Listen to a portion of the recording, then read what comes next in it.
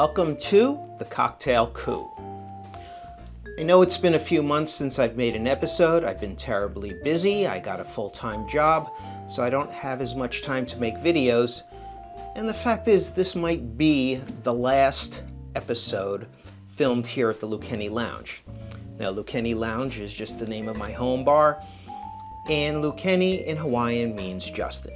Everybody knows how much I love Tiki. I love all cocktails. And I'm trying to think of a new name if and when that happens. Again, everybody knows I love Tiki, and I even bought this Tiki gin because I've been on a gin kick. This is from New Zealand, and it's flavored with yen ben lemons, but it's only about 80 proof.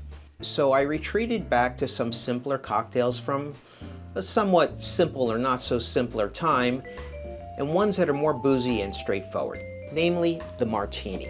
So as you can see, I bought a number of different gins, but I did buy a Tiki gin, and this is called Lighthouse Gin from New Zealand, and it's flavored with yen ben lemons.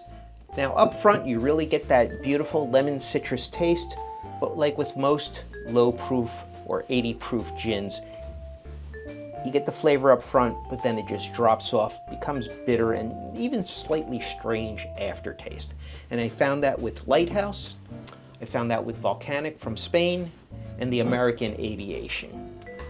Ironically, again, they're all 80 proof. And what I'm finding with the higher proof gins that are 94, 95, up to 97%, they have more flavor. You get the extra alcohol, but you're also getting a more bold flavor. This one was interesting, Henrik's Midsummer Solstice. And when I tasted this in a martini, it was too floral for me. I felt like I was almost drinking a potpourri martini. And that reminded me of a drink I had several years back with my friend Garrett Richard when I interviewed him for Exotica Modern magazine. Slowly Shirley was a speakeasy in a bar in Manhattan that closed during the pandemic.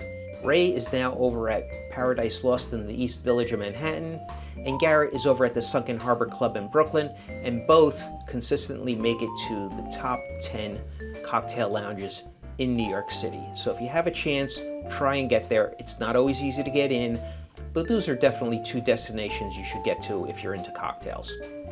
Now, when I was with Garrett, he got all excited because Ray had finally gotten the ingredients for a drink called the Allies. And about a month ago, before the recent events of this week and what's going on in the Middle East, I took interest in World War I and a lot of cocktails from that era, which was around 1917. And there's going to be a cocktail about that in a later episode, but for now I wanted to revisit the Allies because I've been drinking martinis and I wanted to get back to that cocktail. And it's flavored with Cumel. I believe that's the pronunciation. And instead of gin, how it's flavored with juniper berries, this is flavored with caraway seeds and cumin. But in this drink, you're just going to use like a drop of the Cumel, because basically it's just a martini with Cumel. And Allies stands for the alliances of gin, the French vermouth, and the Dutch or Russian Cumel. Now, while the Cumel may not be so easy to find, you shouldn't have too hard of a time finding a gunpowder or overproof or Navy strength gin.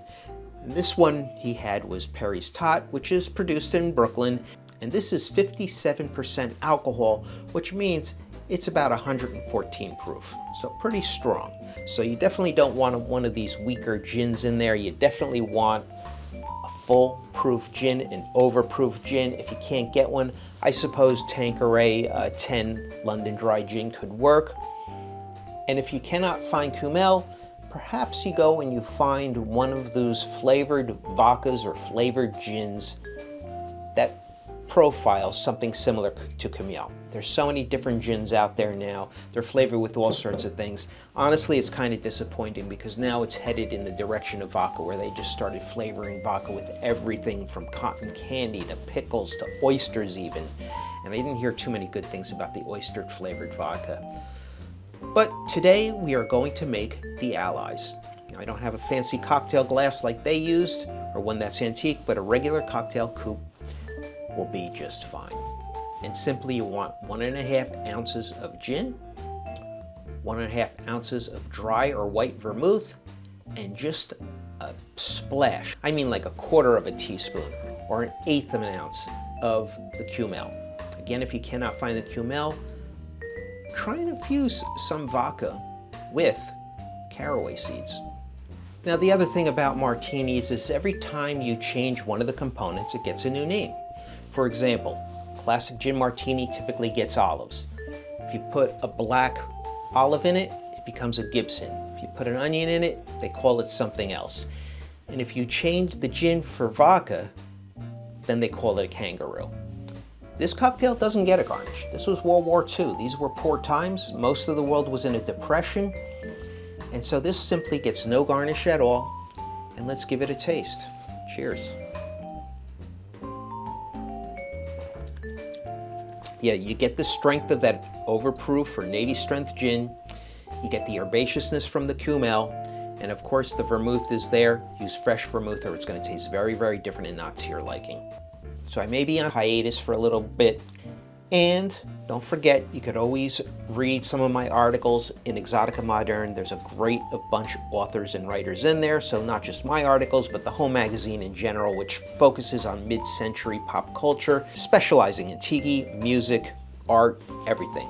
As a matter of fact, my next article is going to be about Rita's Lost Weekend, and that should be out sometime this summer. Still going to be doing tiki here.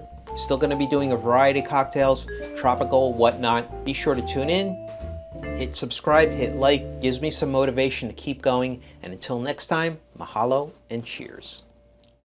Isn't happy hour anytime?